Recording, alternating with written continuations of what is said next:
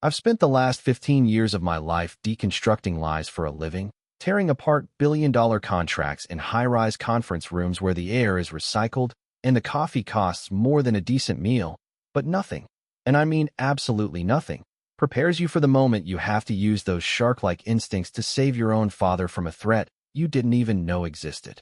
It started on a Tuesday, the kind of gray, lifeless Chicago morning that feels heavy before the sun even rises, and I woke up not to an alarm, but to a feeling, a cold, sharp dread sitting right in the center of my chest, like a warning shot fired across the bow of my consciousness. I'd been dreaming about him again, my father, Elias Blackwood, standing in the middle of a wheat field with his back to me, looking at a storm on the horizon that never seemed to break, a stubborn silhouette against a sky that looked like a bruise.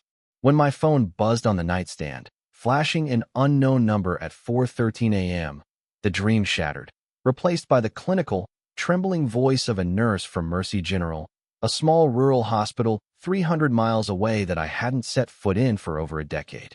"Mr. Harrison, is it?" she asked, stumbling over the formality. "We have your father here. He's in the ICU, critical condition, massive cardiac event. We need you to come now." The words didn't land like a sentence. They landed like a verdict. I didn't pack a suitcase. I just grabbed my go bag, a relic from my days as a paranoid junior associate, threw on a pair of jeans that felt foreign after years of tailored wool suits, and got into my car, initiating the kind of drive that blurs the line between a commute and a pilgrimage. As the city skyline faded in the rearview mirror, replaced by the endless, flat expanse of the Midwest, my mind started cross-examining my own memories, replaying the last time I saw Elias, 3 years ago, when he told me that if I walked out that door to chase city money, I wasn't just leaving the farm, I was leaving the family. I texted my old college roommate, Agent Marcus Thorne, who works in white-collar crimes at the Bureau, just a quick message saying, "Heading home. Something feels wrong about Dad's situation. Check if Oak Ridge Estates is on any watch lists." Because I'd heard rumors, faint whispers from old neighbors, about a new homeowners association aggressively expanding in the county, swallowing up family farms like a cancer. By the time I hit the county line of Hollow Creek, the sun was bleeding orange across the fields, casting long, accusing shadows, and I decided to detour straight to the hospital before facing the empty farmhouse, needing to see the man who was too stubborn to die. Mercy General was a depressing block of beige concrete that smelled of antiseptic and despair, and when I walked into room 304, seeing Elias hooked up to a symphony of beeping machines, looking smaller than I'd ever seen him, fragile, like an old oak tree finally beginning to rot from the inside, it broke me. The doctor, a tired man named Dr. Aris, told me they found him unconscious behind a liquor store, reeking of cheap whiskey, which was the first red flag that screamed louder than any siren, because Elias Blackwood hadn't touched a drop of alcohol since 1995, not since the day he promised my dying mother he'd keep a clear head to run the land. "He doesn't drink," I told the doctor, my voice sounding like gravel. "So if he smelled like booze, someone poured it on him." Dr. Aris just shrugged, giving me that small-town tragedy look, handing me a plastic bag with Elias's belongings. No wallet, no keys, just a dirty handkerchief, and said I should go home and look for his medication list. I left the hospital with a burning sensation in my veins that wasn't adrenaline. It was rage, cold and focused, the kind that wins court cases, and I drove the 20 minutes down the winding dirt roads toward the Blackwood Ranch, expecting to see the rotting wooden fence I grew up fixing. Instead, I rounded the final bend and slammed on the brakes, my tires kicking up a cloud of dust that coated a pristine, terrifyingly modern obstacle blocking the only road to my childhood home. It was a gate, a massive, 12-foot steel monstrosity painted a sterile matte black, equipped with cameras and a keypad, and flanked by a generic white SUV with a logo that read Oak Ridge Estates. Private security, standing there like an alien spacecraft landed in a cornfield.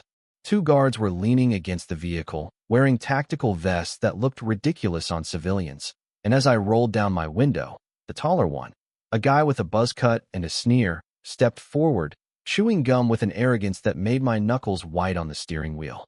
"Turn around, pal," he said, not even looking me in the eye. "This is a restricted zone, Oak Ridge residents only." I stared at him, letting the silence stretch, calculating the angles, the camera positions, the legal leverage. "This is the Blackwood property," I said, my voice dangerously calm. "I'm Harrison Blackwood, the owner's son, and I'm here to collect my father's medical records." The guard chuckled, a dry, ugly sound, and exchanged a look with his partner. "Doesn't matter who you are, the jurisdiction changed last week. This is HOA land now. And unless you have a transponder, you're trespassing." He spat, putting his hand on his belt in a way that was meant to be threatening but just looked pathetic. "Jurisdiction doesn't change overnight," I countered, tapping the dash so my internal camera would catch his face clearly. "Show me the deed transfer. Show me the judge's order." "We don't show you nothing," he snapped, losing his cool. "You leave, or we call the sheriff, and trust me, Sheriff Gable is on our speed dial." That was the tell. They were expecting me. They were prepared for resistance, and they had the local law in their pocket. I realized then that if I pushed the issue now, without the paperwork, without the proof, I'd just be another angry local getting arrested for disturbing the peace. So I put the car in reverse, smiled a smile that didn't reach my eyes, and said, "All right, I'll go. But keep that gate polished. I'd hate to scratch it when I come back." I drove away, watching them high-five in the rearview mirror, thinking they'd won, thinking they'd scared off the city lawyer. But they didn't know that I wasn't retreating. I was just gathering ammunition for a war they weren't smart enough to understand was coming. I spent the night in the Tesla, parked behind a rusted-out diner, analyzing the footage from the gate encounter, listening to the hum of the hard drive which sounded a lot like a countdown. And the next morning, the second the county clerk's office opened, I was standing at the counter. The clerk, Mrs. Higgins, was a fixture of Hollow Creek, a woman who had stamped my birth certificate and probably intended to stamp my death certificate, and when she saw me, her eyes went wide behind her thick bifocals. "Harrison," she whispered, leaning over the counter, "I heard about your daddy. Folks are saying he went off the deep end, drinking and fighting." "Folks are lying, Mrs. Higgins," I said, sliding a request form across the scarred wooden surface. "I need to see the property records for Section 9, specifically any filings from the last 10 days involving Oak Ridge Estates." She hesitated, looking nervously at the closed door of the head recorder's office, then began typing with agonizing slowness, until the printer whirred to life and spat out a document that smelled of warm toner and fraud. It was a deed transfer, dated 4 days ago, claiming that Elias Blackwood had voluntarily annexed his 5,000 acres into the HOA in exchange for debt relief, a phrase that made no sense because the farm had been paid off since 1980. But the smoking gun wasn't the text. It was the witness signature at the bottom, a scrawl belonging to the county surveyor, Arthur Pavin. I stared at it, felt the room spin, and looked up at Mrs. Higgins. "Mrs. Higgins," I asked, my voice trembling with suppressed adrenaline. "Arthur Pavin died of a stroke 2 years ago, didn't he?" She gasped, covering her mouth. "Lord have mercy. He sure did. We buried him in the churchyard." "Then he's got a hell of a reach from the grave," I muttered, grabbing the paper. This was it. Forgery, clear as day. A sloppy mistake made by arrogant people who thought no one would check the fine print. And armed with this certified copy, I wasn't just a son anymore. I was a weapon. I drove back to the farm, the afternoon sun blazing. And when that black steel gate came into view, I didn't slow down to talk. I stopped 50 feet away, turned on my hazard lights, and spoke clearly for the dashcam. "I am entering my family home under the doctrine of necessity to retrieve critical medical supplies. The barrier ahead is illegal based on fraudulent filings." I floored it.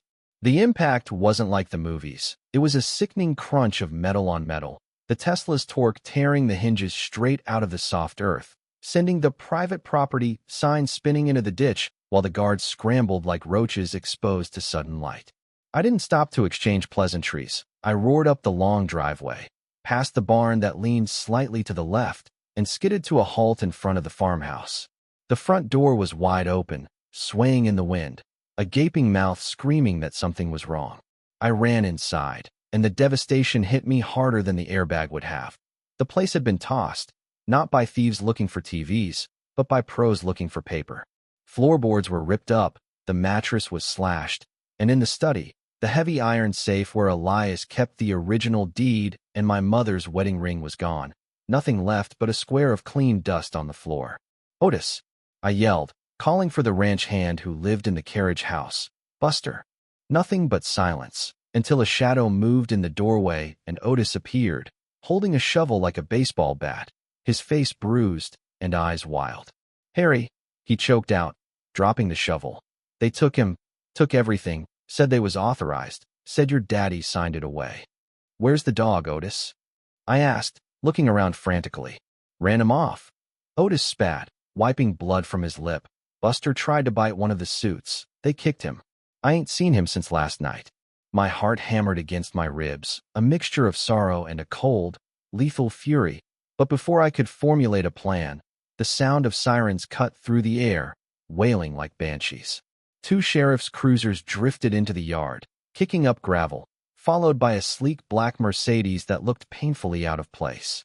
Out of the cruisers stepped Sheriff Gable, hand on his holster, but out of the Mercedes stepped a woman who looked like she was carved from ice and money.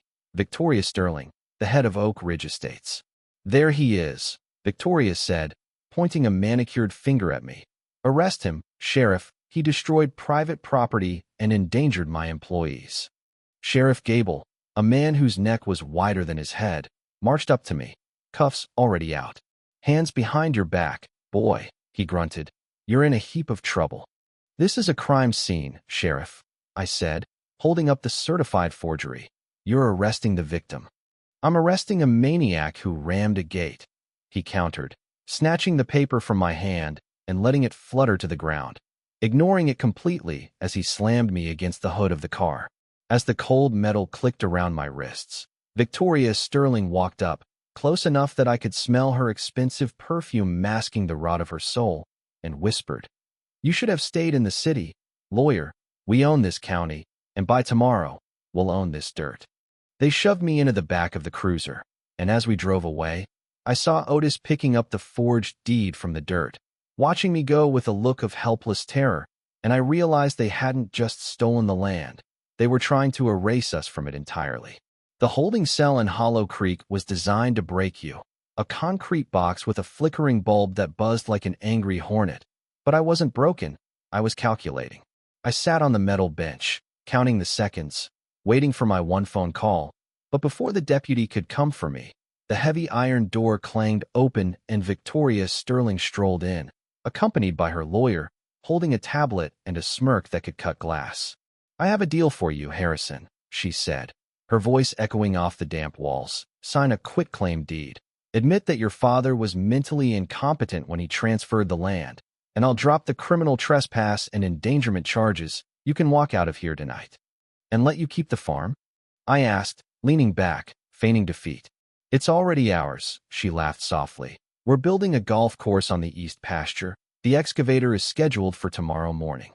I looked at her, really looked at her, memorizing the arrogance, the absolute certainty that she was untouchable. "You know," I said quietly, "in my line of work, we have a saying, never ask a question you don't already know the answer to, and never, ever, bring a tablet to a federal conspiracy investigation." Her smile faltered, just for a fraction of a second.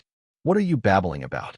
"I'm saying," I stood up, walking to the bars, "that my friend Marcus is very punctual." Right on cue, the heavy exterior door of the station exploded inward, not with a bomb, but with the sheer force of authority. Federal agents. Nobody moved. The voice belonged to Agent Marcus Thorne, and behind him were a dozen windbreaker-clad agents swarming the station like angry wasps. Victoria spun around, her face draining of color. "You have no jurisdiction here." "Actually," Marcus said, stepping into the light, holding up a warrant that looked like a shield. "When you use the U.S. mail to send fraudulent deeds, that's mail fraud. And when you bribe county officials with wire transfers, that's wire fraud. And that makes it very much my jurisdiction." The look on her face was worth every second of fear I'd felt in the last 48 hours. It was the look of a predator realizing they are actually the prey. "Cuff her," Marcus ordered, and two agents moved in, spinning Victoria around roughly. As they dragged her out, kicking and screaming about how she knew the governor, Marcus walked up to my cell, unlocked it with the sheriff's keys, and handed me a small velvet pouch. "We raided their field office an hour ago," Marcus said, a grim smile on his face. Found the safe, found the original deed, and found this in her desk drawer. I opened the pouch, and there it was, my mother's gold wedding band, scratched and worn, shining under the fluorescent lights. "Let's go get your dad," Marcus said. The fallout was swift and brutal, the kind of justice you usually only see in movies. The sheriff was indicted. Victoria Sterling was looking at 20 years for RICO violations, and the gate. Well, the gate was the first thing to go. A week later, I stood on the porch of the farmhouse, watching Elias sit in his rocking chair, a little paler, a little thinner, but alive, tossing a tennis ball into the yard. "Go get it, boy," he rasped. Buster, who had limped back home 3 days after the raid, battered but unbroken, chased the ball with a goofy limp, barking at the wind. "You did good, son," Elias said, not looking at me, staring out at the corn that was swaying like a golden ocean. "I thought I lost you to the skyscrapers." "You can't lose blood, Dad," I said, sitting on the steps, feeling the warmth of the wood through my jeans. "It's thicker than ink." We didn't hug. We weren't that kind of family, but we sat there as the sun went down, watching the fireflies come out, reclaiming the silence that Oak Ridge had tried to sell. I eventually went back to Chicago, but only to pack. I opened a small practice in town, handling estate law for farmers who were being bullied by suits, and every morning, before I drive to the office, I stop by the spot where that steel gate used to stand. I planted sunflowers there, a whole row of them, tall, bright, and stubborn, standing guard over the dirt road. They remind me that legal loopholes and steel bars can be broken, but the connection to the land, the kind that's written in sweat and history, that's something you can't forge, you can't steal, and you sure as hell can't ban.